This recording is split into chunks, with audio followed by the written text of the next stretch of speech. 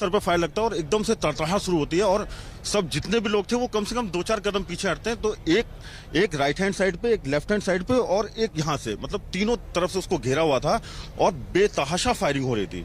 इतनी फायरिंग हो रही थी कि किसी को कुछ नहीं समझ में आया और विद इन अ सेकेंड्स जब वो फायर बंद हुआ तब उनको कैप्चर किया गया और उन्होंने पिस्टल छोड़ी और हाथ खड़े किए, सरेंडर सरेंडर, और उन्होंने नारे लगाए और जैसे ही सरेंडर उन्होंने बोला, पुलिस ने उनको पकड़ लिया और उसमें से एक था वो लेट गया, हाथ खड़े किए और उसके बाद वो लेट गया। उन्होंने खुद सरेंडर किया। पुलिस ने, ऐसा नहीं था कि पुलिस ने रिटेलिएट, कामयाबी नहीं थी कि वहां पर ऐसा कुछ भी नहीं था। पुलिस की तरफ, पुलिस भी तितर बितर हो गई थी जब वो फायर, जब जिस तरह से गोलियां चल रही थी। उन्होंने पिस्टल छोड़ी, हाथ खड़े किए और तब पुलिस ने उनको पकड़ा।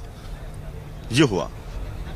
ये बताइए मुझे कि जब तितर बितर हुए हैं, कई लोग भागे हैं, उस वक्त आपकी पोजीशन क्या थी? मैं अपनी पोजीशन से कम 4 से 6 कदम पीछे हटा। 4 से 6 कदम। आपकी खरोच भी आई है? मेरे को एक फायर बर्न थोड़ा सा हुआ है। खरोच मेरे कैमरामैन को भी आई है, क्योंकि कैमरा पकड़े थे, उनका ध्यान इस पर था कि वो आज तक के लिए एक बेस्ट फ्रेम तैयार कर सके, क्या विजुअल कैप्चर कर सके। अपनी बात जारी रखिए। जब मैं 4-6 कदम पीछे हटा और वो तीनों लोग मेरे फ्रेम में नजर आने लगे जो फायर कर रहे थे, मैंने अपनी जगह को होल्ड किया और वहीं से मैंने पूरा जो मुझे लगता था कि जो बेस्ट हो सकता है अपने आप को और उसको सेव करते हुए, मैंने वहां से वो फ्रेम बनाया और वो मुझे लगता है कि आपके जरिए आज तक पहली तस्वीर दिखा पाया जिस वक्त ये शूट आउट हुआ है। हम ही इकलौते चैनल थे जिन्होंने लाइव वहां पर। नहीं, बिल्कुल हम लोग ग्राउंड पे रहते इसीलिए हैं कि अपने दर्शकों को जो भी बेस्ट हो सके वो दिखाएं। और हम यहाँ से साबरमती तक सवाल और इनसे पूछेगा, जितनी फोर्स थी, कैमरा और माइक अब दिख रहा है, नजर नहीं आ रही थी। कैमरा और माइक जो उन्होंने इस्तेमाल किया वो भी दिख रहा है। 3 थे, क्या एक कैमरामैन बना था, एक रिपोर्टर बना था और तीसरा उनके साथ था? अगर वो देख पाए। सवाल ये है कि जहां पर स्पॉट है वो कैमरा पड़ा हुआ है और एक माइक दिख रहा है, और ये बताया पुलिस ने है कि ये उन्हीं लोग का था, वो पत्रकार के वेश में आए थे। तो कुछ अंदाजा आपको लगा था बॉडी लैंग्वेज से कि कोई इस तरह से अपने साथियों में आ जाए? नहीं, ऐसा कुछ नहीं था। 4-6 चैनल थे और कुछ लोकल के थे जिनको हम जब से इलाहाबाद में मैं कवर करने आता हूं, जिनको मैं देखता रहता हूं। मुझे बिल्कुल अंदाजा नहीं था कि कोई ऐसा व्यक्ति होगा। और ये सही बात है कि एक कैमरा और एक आईडी पड़ी है जिसको कोई क्लेम नहीं कर रहा है कि वो मेरा है। तो ये अंदाजा लगाया जा सकता है कि हो सकता है कि वो उसी भेष में आए हों, लेकिन ये पुख्ता तौर पे नहीं कहा जा सकता है कि वो पत्रकार के भेष में। मेरे वहां पर रोंगटे खड़े हो गए थे, क्योंकि जिस वक्त शूट आउट हुआ है, आपकी मनोस्थिति क्या थी दिमागी तौर पर? आप उस वक्त क्या सोच रहे?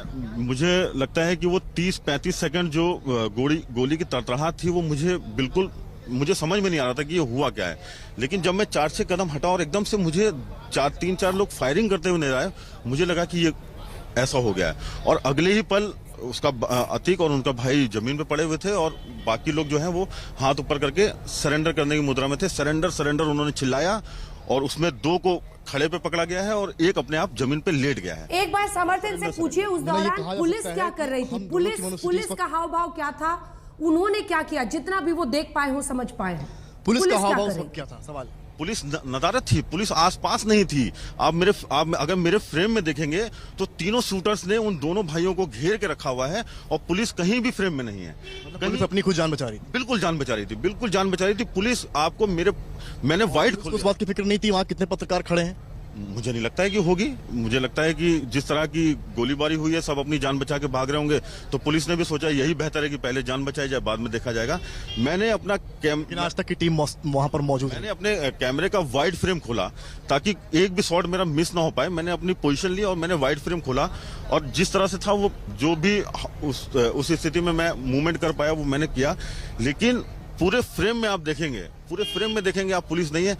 जब उन्होंने पिस्टल रख दी और सरेंडर किया, तब पुलिस ने आके उनको पकड़ा है।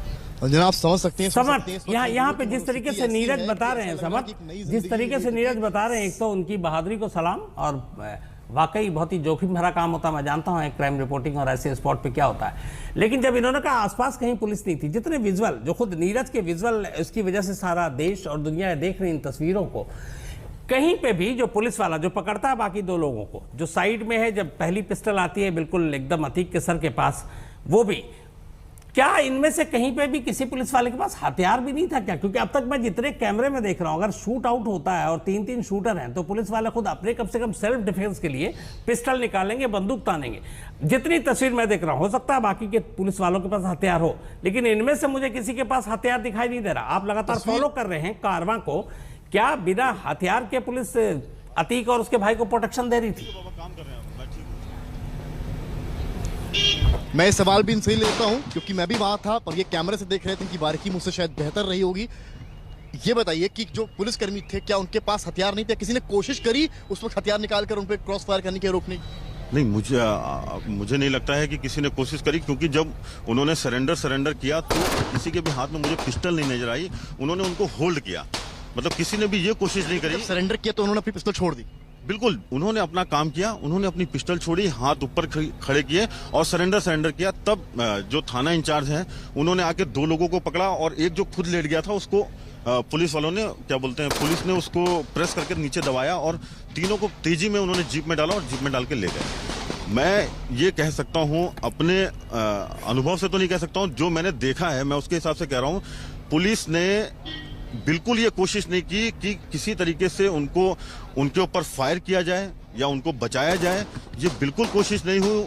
जो आए थे उन्होंने अपना काम किया, उन्होंने अपना काम करने के बाद हाथ खड़े किए एंड देन पुलिस ने। बड़ी बात है, आप समझ सकते हैं शम्स की कोशिश नहीं हुई। जो आए थे अटैकर्स, जो शूटर्स थे, उन्होंने अपना काम किया और बंदूक रख दी नीचे, यानी कि पिस्टल नीचे रख दी और सरेंडर करने लगे, जो हमने अपनी आंखों से देखा, नीरज कुमार ने अपने कैमरे में कैद किया। तो ये बड़ी बात है कि आखिर कोशिश समझ यहाँ आपसे जानना चाहूंगा, जब से प्रयागराज अतीक अहमद को पिछले 18-20 दिनों में 2 बार लाया गया है प्रयागराज, इन 2 दिनों में प्रयागराज लाए जाने के बाद, चाहे वो अदालत हो, पुलिस स्टेशन हो या हॉस्पिटल मेडिकल में ले जाना, वहां सुरक्षा क्या होती है? और अरविंद, आपसे भी यही सवाल करूंगा, आपने भी इस काफिले को फॉलो, हलचल हो रही है वहां पर। अरविंद, बताएं क्या हो रहा है?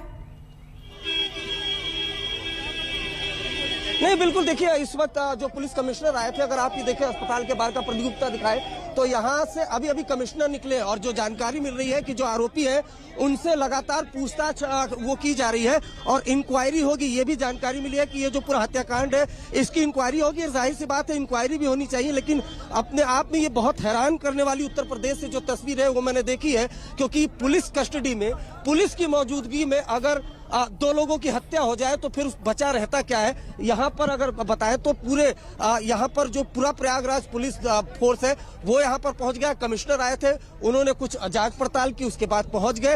अरविंद, आपने कहा इंक्वायरी होगी। अरविंद, आपने कहा इंक्वायरी होगी, आपने कहा पुलिस कमिश्नर आए हैं, लेकिन प्रयाग, जहां तक मेरी जानकारी है, अतीक अहमद और अशरफ को प्रयागराज में लाए जाने के बाद जो सुरक्षा की जिम्मेदारी है, एसटीएफ का केस नहीं है, ये प्रयागराज का केस है। तो क्या प्रयागराज के एक पुलिस कमिश्नर पर उंगली नहीं उठेगी? मंत्री उत्तर प्रदेश सरकार की क्या कह रहे हैं, सुनिए जी।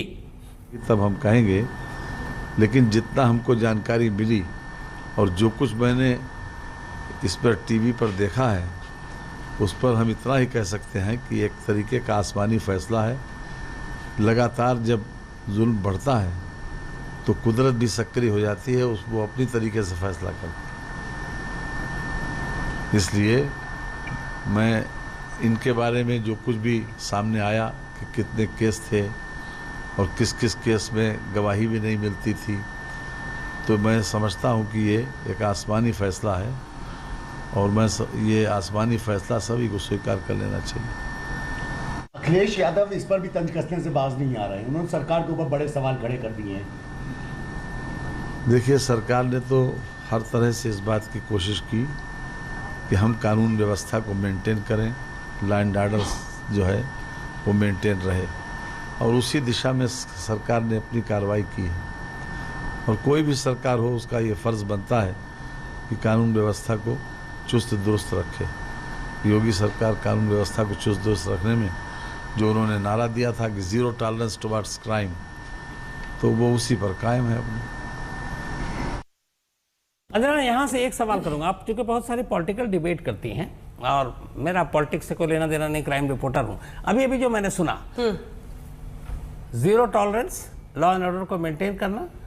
अब यहाँ पर जो 2 चीजें हैं, एक अपराधी अतीक अहमद, इसमें कोई शक नहीं, 100 से ऊपर केस है, इसमें किसी को कहने की जरूरत नहीं है, कानून के खिलाफ बहुत ज्यादा पब्लिक सेंटिमेंट है। हाँ।